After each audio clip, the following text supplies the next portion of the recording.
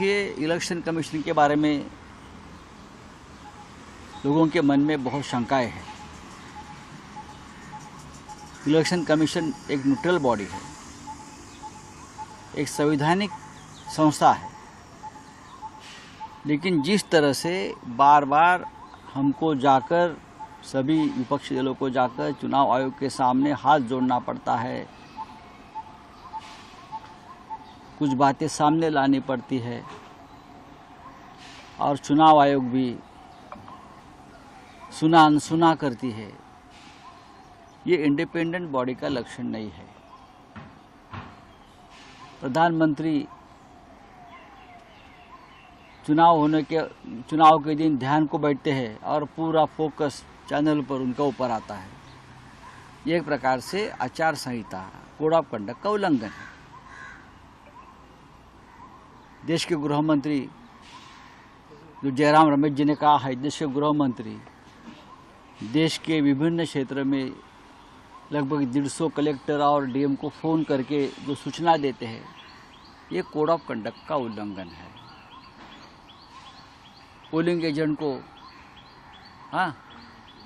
जिस तरह से रोका गया पोलिंग एजेंट उम्मीदवार की, ये भी ठीक नहीं है, पहले कभी हुआ नहीं था। एग्जिट पोल जिस तरह से आ रहे हैं और उस माध्यम से प्रेशर किया जा रहा है लोगों के ऊपर मानसिक, ये भी कोड ऑफ कंडक्ट का उल्लंघन है। कल अब काउंटिंग शुरू होगा, तब क्या होगा मुझे पता नहीं। तो हम बार बार ये चुनाव आयोग से कहेंगे कि आप इंडिपेंडेंट, एक कहना पड़ता है इस देश में लोकतंत्र में कि आप इंडिपेंडेंट बॉडी है, आप समझ लीजिए, आप किसी के गुलाम नहीं हो, चाहे बीजेपी हो चाहे और कोई सत्ताधारी पार्टी हो, आप उनके गुलाम नहीं हो, आप इंडिपेंडेंटली काम करो। लेकिन चुनाव आयोग काम नहीं कर रहा है। चुनाव आयोग बीजेपी की एक्सटेंडेड ब्रांच, बीजेपी की एक शाखा इस तरह से काम कर रहे, इसलिए इस देश का लोकतंत्र 10 साल में संकट में आया, खतरे में आया। तो हम कल पूरी एकजुटता से, हमारे लोगों को कहा है, आखिरी होठ की गिनती होने तक आप वहाँ बैठिए, डट के रहिए। आपके ऊपर दबाव लाया जाएगा, तरह तरह के हथकंडे अपनाए जाएंगे, आपको डिमोरलाइज किया जाएगा, लेकिन आप वहाँ से हटो नहीं। ये हमारे सभी इंडिया आघाड़ी के जो प्रमुख लोग हैं, कार्यकर्ता है, पोलिंग और बूथ के एजेंट है, वहाँ के सबको संदेश दिया है। Next. So friends, I want to come now to the counting process, which is tomorrow. Upfront, before coming to this, I want to say a few things, and with full responsibility and with full firmness. Counting का और सारे election process का एक बहुत ही robust system है। हम नहीं समझते किसी दूसरी जगह में इतना रोबस्ट सिस्टम हो सकता है, जहां एक एक पार्ट डिसाइडेड है। कल 6 बजे क्या होना है, 6:15 क्या होना है, 6:30 क्या होना है, एक पार्ट खुलेगा तब दूसरा जाएगा, किस जगह में कैंडिडेट होना है। काउंटिंग का भी ऐसे ही पूरा प्रोसेस कोडिफाइड है, पूरा प्रोसेस कोडिफाइड है। मैं पढ़ता हूं आपको कैसे कोडिफाइड है। उससे पहले 10.5 लाख बूथ, जस्ट एक पिक्चर देखिए थोड़ी सी, 10.5 लाख बूथ, उस पर एक हॉल में 14 टेबल के पीछे में पोलिंग पर्सनल, टेबल के सामने में हर कैंडिडेट के पोलिंग एजेंट्स। 8,000 से ऊपर कैंडिडेट्स हैं सिर्फ पार्लियामेंट्री। अगर बड़े वाले का भी लगा लें, 3 भी पोलिंग एजेंट्स होंगे तो बाहर पोलिंग एजेंट, 10.5 लाख बूथ पे 3 भी अगर पोलिंग एजेंट्स हम एक काउंटिंग सेंटर में मान लें, उसके हिसाब से हर टेबल पे तो करीब 30 से 35 लाख लोग बाहर हैं। उसी हिसाब से 17C कम से कम 30 से 35-40 लाख उनके हाथ में है, जिसको वो मिलाएंगे। और वहां माइक्रो ऑब्जर्वर्स हैं, कौन नहीं है, कम से कम 70-80 लाख लोगों के बीच में ये काम हो रहा है। कहीं से कहीं तक कोई गलती इस प्रोसेस में हो ही नहीं सकती, सिस्टमिक गलती नहीं हो सकती। It works like a clock, with the precision of a clock. जैसे छोटी सुई कब चलेगी, सेकंड की, तो बड़ी कितनी चलेगी, तो फिर घंटे की कितनी चलेगी. It works with that procedure, entire election process. So we want to say system में कोई प्रॉब्लम नहीं हो सकती. ह्यूमन प्रॉब्लम किसी से भी हो सकती है. आपके ऑफिस में भी किसी से ह्यूमन प्रॉब्लम हो सकती है, गाड़ी चलाने में भी हो सकती है, उसको हम डील करेंगे. लेकिन firmly we want to say that entire counting process is absolutely robust. जैसे क्या है रोबस्टनेस, दिखाते हैं आपको. जब ईवीएम शुरू हुई तो पहले रैंडमाइज हुई, चुनाव से पहले कैंडिडेट साथ में रहे, उनके एजेंट साथ में रहे, उसका नंबर उनको दे दिया गया कौन से बूथ पे कौन सी जाएगी. सारा प्रोसेस उन्होंने पोलिंग स्टेशन पे बैठ के देखा, किसने किसको डाला. ईवीएम पे स्लिप भी लगाई, स्लिप पे साइन भी किया, green slip, red slip, this slip, that slip, बंद भी. The environment at the polling stations was really festive despite the heat, which also we will talk about.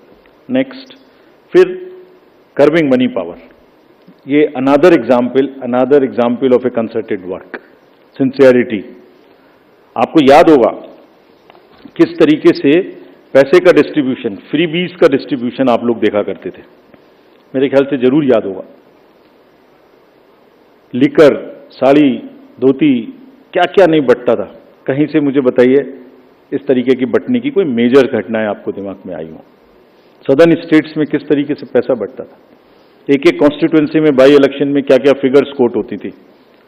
10,000 crores, and we want to thank everybody. This is all because a gain of 2.5 years constant work. And ये अकेला नहीं है, इससे पहले भी मैं आपको बता चुका हूं. इससे पहले जो 11-12 इलेक्शंस हुए स्टेट असेंबलीज के, उनको सबको मिलाइए तो वहां भी 3,500 करोड़ कर सकते. क्यों? Sincerity and the state message that हमें ये नहीं होने देना, मसिल नहीं होने देनी है, मनी पावर नहीं होने देना. ये सब चीजें छुप जा रही हैं, किसी दूसरे फेक नैरेटिव में ये सब चीजें छुप जा रही हैं. Country must know that this is what is the strength of the Indian democracy. लोग पार्टिसिपेट कर रहे हैं, पीवीटीजीएस पार्टिसिपेट कर रही है, सीनियर सिटीजन्स पार्टिसिपेट कर रहे हैं, जेएंडके, मणिपुर, एलडब्ल्यू एरियाज में लोग पार्टिसिपेट कर रहे हैं. गांवों में, देहात में, शहरों से ज्यादा पार्टिसिपेशन हो रहा है. फेस्टिवल में हो रहा है, पैसे पकड़े जा रहे हैं, वो नहीं खिल जा रहा. देखिए ड्रग्स का क्या हुआ.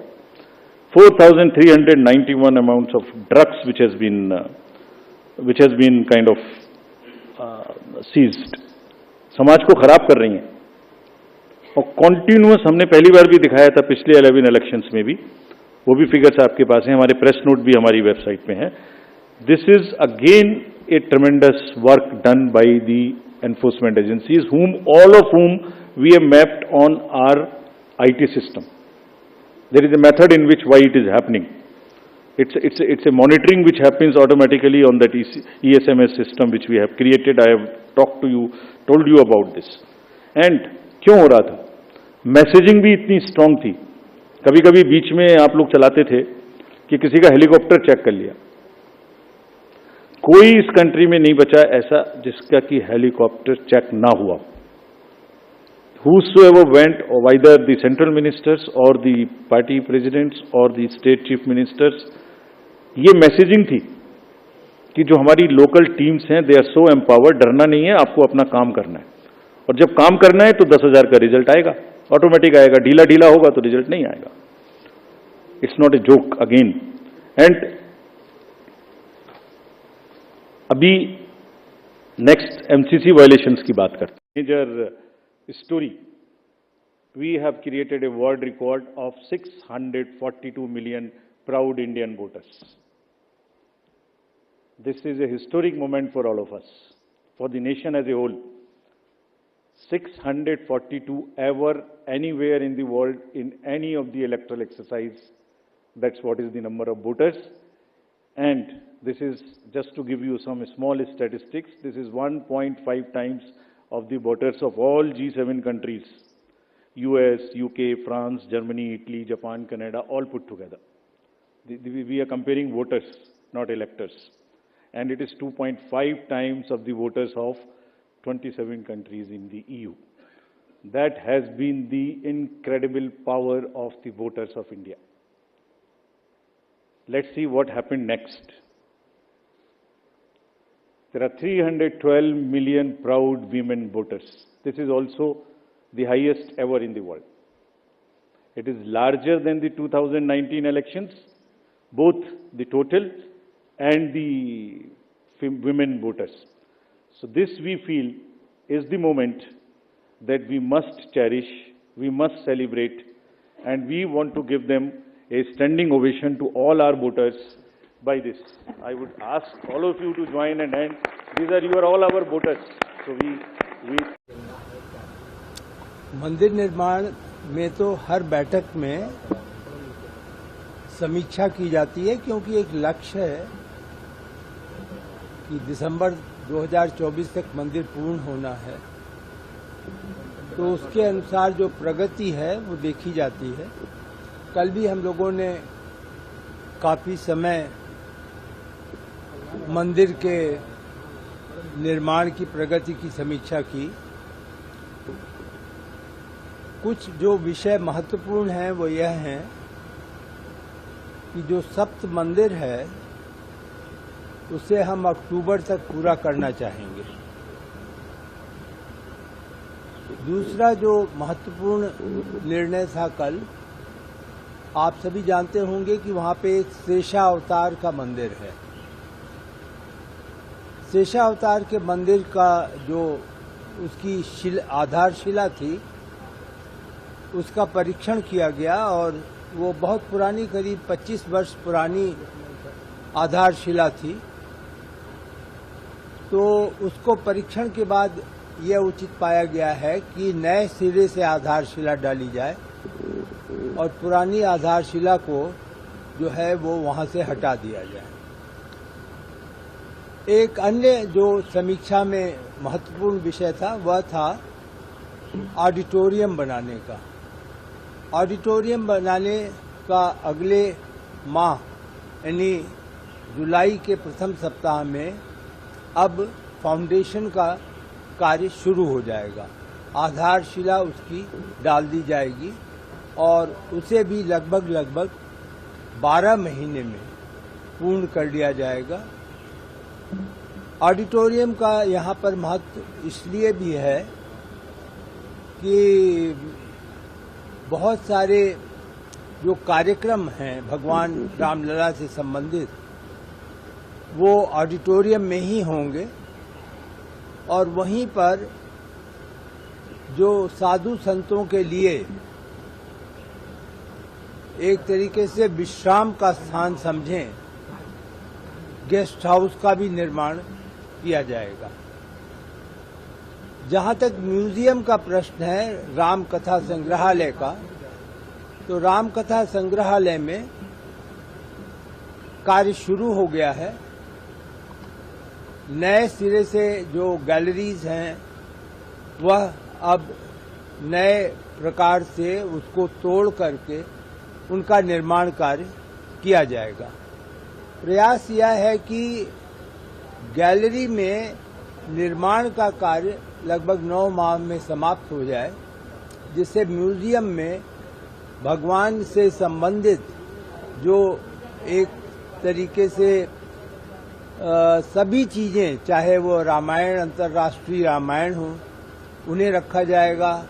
राम कथा है उसे टेक्नोलॉजी की नई शैली में दिखलाने का प्रयास किया जाएगा। जो खुदाई में चीजें मिली हैं उन्हें भी वहां रखा जाएगा। उसकी क्या महत्व है, किस प्रकार से वो खुदाई ने ये एक प्रकार से पुष्टि की कि भगवान राम लला का जन्म स्थान कहाँ था, तो उस प्रकार के जितनी भी चीजें हैं वहां पर रखी जाएंगी और उसकी एक आप यूं समझें कि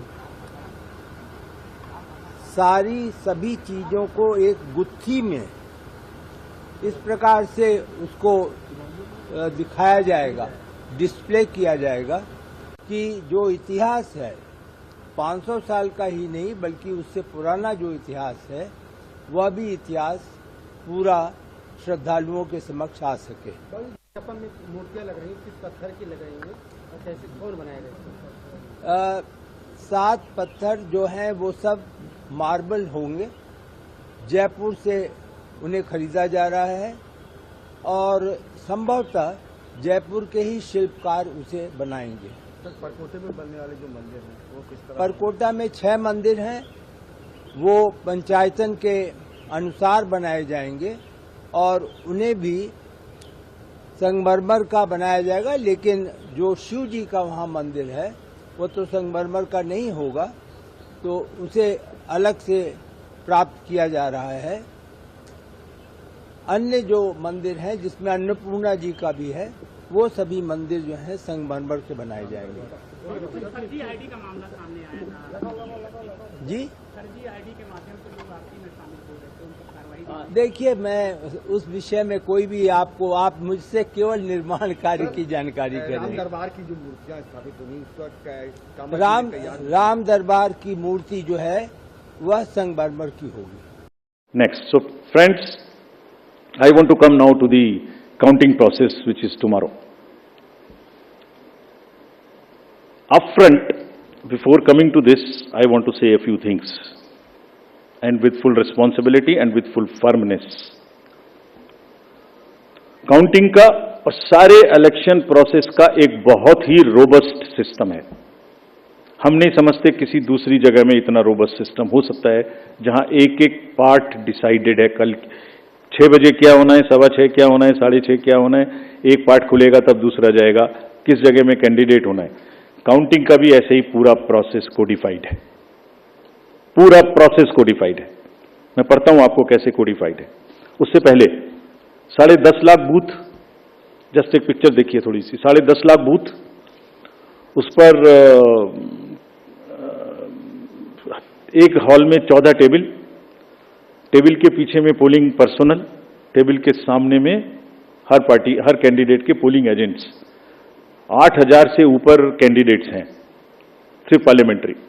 अगर बड़े वाले का भी लगा लें, 3 भी पोलिंग एजेंट्स होंगे तो बाहर पोलिंग एजेंट। 10.5 लाख बूथ पे 3 भी अगर पोलिंग एजेंट्स हम एक काउंटिंग सेंटर में मान लें, उसके हिसाब से हर टेबल पे तो करीब करीब 30 से 35 लाख लोग बाहर हैं। उसी हिसाब से 17C कम से कम 30 से 35-40 लाख उनके हाथ में है, जिसको वो मिलाएंगे। और वहां माइक्रो ऑब्जर्वर्स हैं, कौन नहीं है? कम से कम 70-80 लाख लोगों के बीच में ये काम हो रहा है। कहीं से कहीं तक कोई गलती इस प्रोसेस में हो ही नहीं सकती, सिस्टमिक गलती नहीं हो सकती। It works like a clock with the precision of a clock. जैसे छोटी सुई कब चलेगी सेकंड की, तो बड़ी कितनी चलेगी, तो फिर घंटे की कितनी चलेगी। It works with that precision entire election process. So we want to say system में कोई प्रॉब्लम नहीं हो सकती। ह्यूमन प्रॉब्लम किसी से भी हो सकती है, आपके ऑफिस में भी किसी से ह्यूमन प्रॉब्लम हो सकती है, गाड़ी चलाने में भी हो सकती है, उसको हम डील करेंगे। लेकिन firmly we want to say that entire counting process is absolutely robust. जैसे क्या है रोबस्टनेस, दिखाते हैं आपको। जब ईवीएम शुरू हुई तो पहले रैंडमाइज हुई, चुनाव से पहले कैंडिडेट साथ में रहे, उनके एजेंट साथ में रहे, उसका नंबर उनको दे दिया गया कौन से बूथ पे कौन सी जाएगी। सारा प्रोसेस उन्होंने पोलिंग स्टेशन पे बैठ के देखा किसने किसको डाला। ईवीएम पे स्लिप भी लगाई, स्लिप पे साइन भी किया, green slip, red slip, this slip, that slip, बंद भी। एनडीए को मिल रहा है 350 से 400 के बीच सीटें दिखाई जा रही है, क्या कहें? हाँ, एनडीए 400 पार करेगी। माननीय प्रधानमंत्री आदरणीय नरेंद्र मोदी जी के नेतृत्व में जो विश्वास है और उन्होंने जो विकास की गंगा बहाई है और देश से गरीबी मिटी है और गरीबों का कल्याण हुआ है और सांस्कृतिक और राष्ट्रीय जागरण के हमारे प्रणेता माननीय प्रधानमंत्री जी बने हैं, तो लोगों का विश्वास माननीय प्रधानमंत्री जी के नेतृत्व में है। 400 पार करेंगे और फिर से तीसरी बार प्रधानमंत्री आदरणीय नरेंद्र मोदी जी बनेंगे। कांग्रेस पार्टी राहुल गांधी कह रही है कि 295 सीट हम लोग ला रहे हैं, हम लोग सरकार बनाएंगे, क्या कहेंगे सर? उनके दावों में कोई दम नहीं है। कल तो झुंड के झुंड इकट्ठा हुए थे, कल परसों खड़गे साहब के घर पे देखे थे, हताशा निराशा की भाषा लोग बोल रहे थे। वह कल उनकी बोलती इंडी गठबंधन वालों की बंद हो जाएगी और घमंडिया गठबंधन का घमंड चकनाचूर हो जाएगा। तेजस्वी यादव आरजेडी कह रहे थे कि बिहार में हम लोग शॉकिंग रिजल्ट देंगे, लेकिन कुछ खास सीटें मिल नहीं रही है। नहीं, बिल्कुल नहीं मिलेगी। जमाना जब्त होने वाली है और 40 की 40 सीट एनडीए जीतेगी। एक सवाल है सर, जिस तरीके से कांग्रेस पार्टी लगातार ईवीएम पर भी सवाल खड़े कर रही है कि बैलेट को पहले गिनना चाहिए, इस पर क्या कहेंगे? क्या डर है उन्हें? जब बिल्ली खिसियाती है ना तो खंबा नोचने लगती है।